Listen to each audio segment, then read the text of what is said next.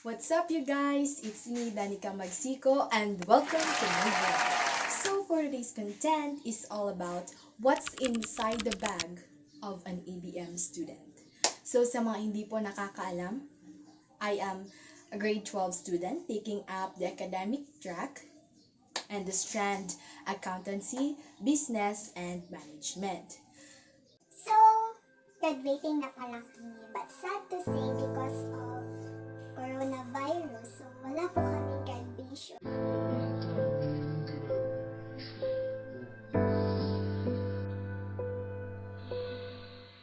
But then, I will take this as an opportunity para ma-introduce sa inyo kung ano ba talaga ang laman ng bag ng isang accountancy, business, and management student and ano po yung mga bagay na kailangan.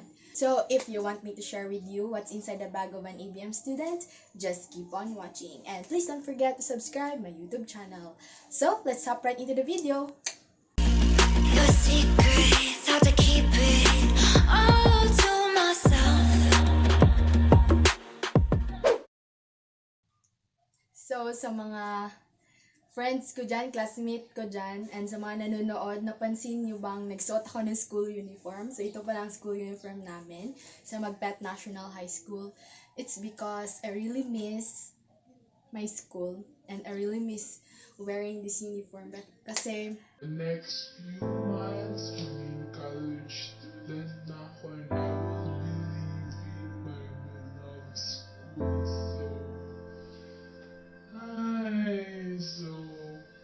So, ito pala yung bag na aking ginagamit pag nasa school ako. So, this is just from Australia na bag. So, maraming salamat po sa nagbigay nito sa akin, Ma'am Auntie Pesa. Thank you so much po.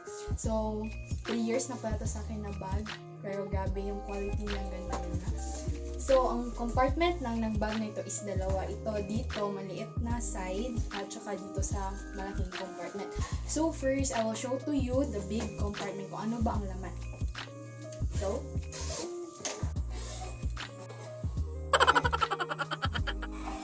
this is an overview of my bag. So, first, ang una nyo makita dito sa aking bag is ito, ang aking pink tumbler. So, guys, it's very important na maging hydrated tayo sa school. So, nagdala ako ng tumbler para hindi na ako bibili ng water bottle doon.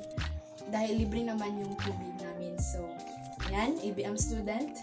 And if you want to become an ABM student, so, kailangan mo talagang magdala ng water. And kahit anong strand mo, you should bring water para maging hydrated. Okay? So, tapos na tayo dyan. Next, na makikita nyo is ito, ang aking pouch or ang aking pencil case. So, yan. So, ang laman lang pala nito is ito. First, I have my pencils with its erasers. Ito. Oh my god. Oh my god. Oh my god. So, as an ABM student, it is very essential to have pencils. Dahil lahat ng aming mga ginagawa, lalo na sa Fundamentals of Accounting 1 and 2, gumagamit talaga ng pencil para kung magkamali ka ay maaari mo itong mabura. Not make any mistake, lalo na kapag nagsusulat ka ng mga numbers, ng amount, ng isang transaction. So, kailangan mo talaga ng pencil. So, always remember that. Next, I have here my highlighter. So, I have 4 highlighter. Ito pala ay fluorescent highlighters. Essential din talaga yung highlighter para mas madali mong ma-remember yung mga points or mga things na lalabas sa inyong mga exams or quizzes. Next, I have here my correction pen. Okay. Next, I have here my ball pens, color blue. Dahil para sa akin, mas ma-remember mo yung sinusulat mo kapag color blue yung ginagamit.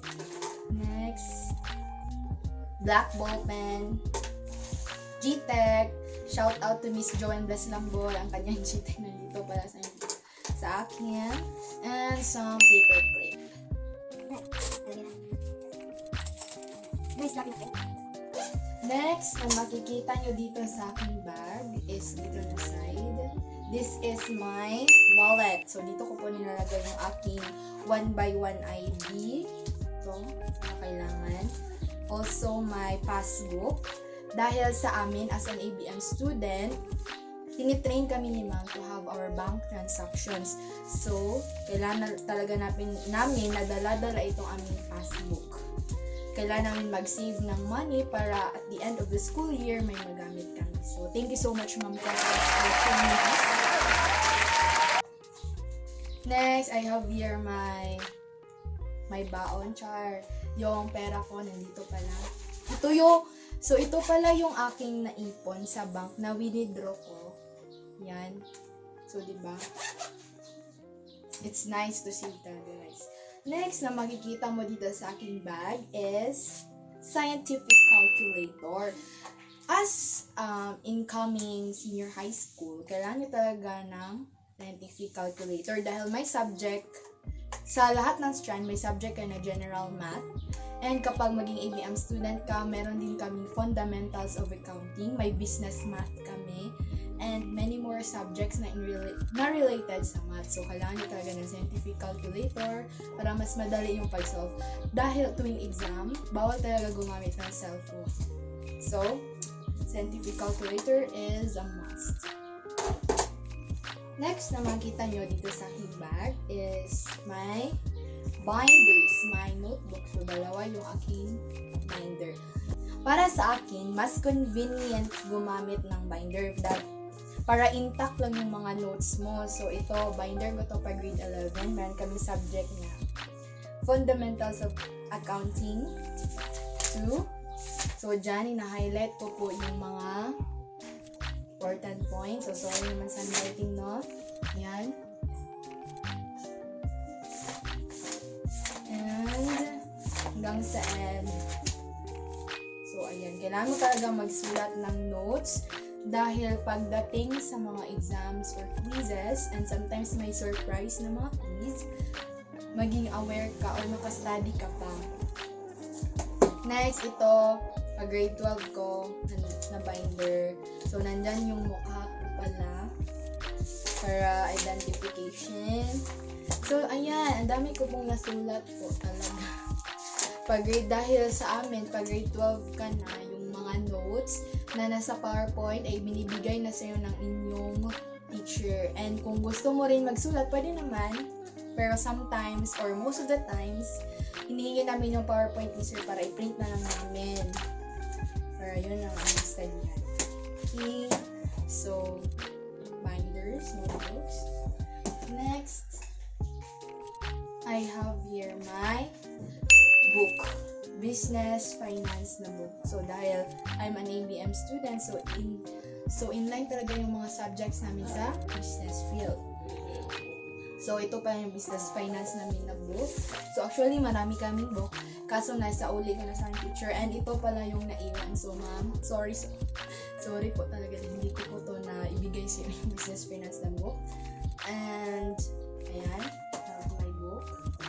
Next, I have my big notebook. Ginamit namin ito pag grade 11. So, ni-require kami namin teacher sa reading, writing skills. Dahil dito kami nagsusulat ng mga poems, mga essays. Dito rin kami nag-quiz. So, ayan. Essay namin. So, ayan. Pag sa Magpet National School ka mag-aaral. Guys, alam mo. Next, I have here my clipboard in color violet. Oh my God. So, nakulog po. I have here my clipboard. So, para sa akin, mas convenient din ang clipboard para dito mo lang i-attach yung mga papers mo or pwedeng storage na yung mga reviewers. So, just like dito na side, dito po yung aking mga reviewers. So, ayan. Next, I have here my papers. So, ayan, 1/2 crosswise, lengthwise, 1 whole, intermediate. Sa amin, kailangan talaga ng papel. Guys, wag na mahingi. Then, ito rin, reviewer ko, nandito rin sa clipboard. So if you want your things to be organized, tingnan mo din na. Next na nandito sa aking bag is my laptop. HP yung brand. So, since sa senior high school, meron na kayong mga practical research or yung parang baby thesis. So, kailangan nyo talaga ng laptop para mag-encode para rin to sa mag-save ka ng PowerPoint from your teacher. So, ayan. Very helpful talaga yung laptop ngayon. Lalo na nandito tayo sa 21st century. So, we are living in the age of technology. So, we have to use it also. And next, last but not the least, in my big compartment, I have this black portfolio, clear book, na nandito yung aking yellow pads. Sa senior high, kailangan nyo rin ng yellow pads. Isa, rainbow pad.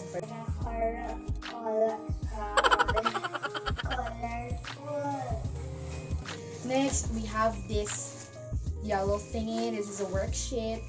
So, for example, ayan. This is our worksheet. So, ilang columns? 12 columns. So, dito namin nilalagay yung trial balance, adjusting entries, adjusted trial balance, income statement, and balance sheets. So, kailangan talaga ng worksheet. So, doon kami bumibili sa aming advisor dito.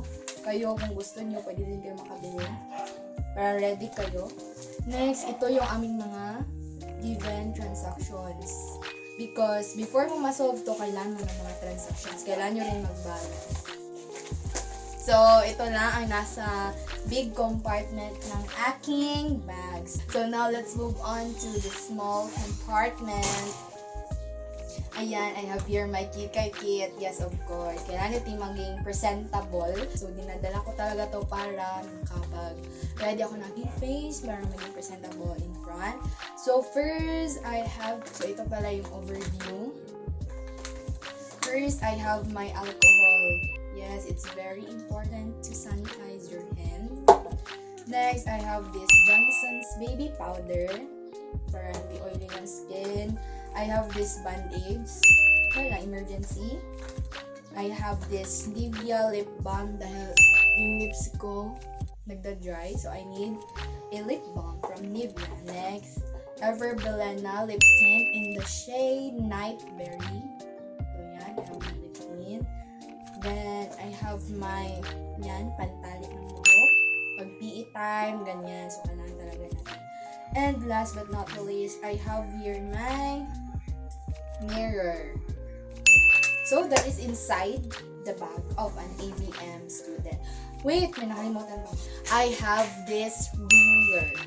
So, ruler is very, very essential talaga sa an ABM student. So, that's inside the bag of an ABM student. And hopefully, nakatulong ko sa inyo, lalo na sa mga grade 10 student na gustong mag-take ng ABM Student.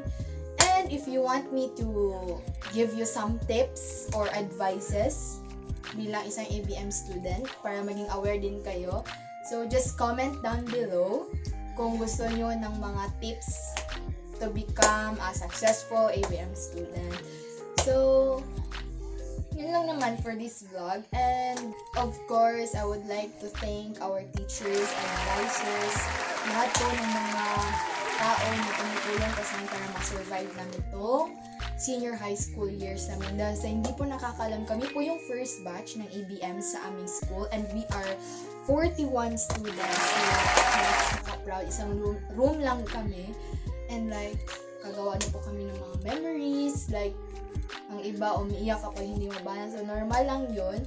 So, kailangan talaga siya ng practice and analyzation because ABM is not just all about performing mathematical thingy, but it's all about analytical skills. So, yun lang for this vlog. So, hopefully, nakuha kayo ng mga idea kung ano bang ginagamit namin as an ABM student. So,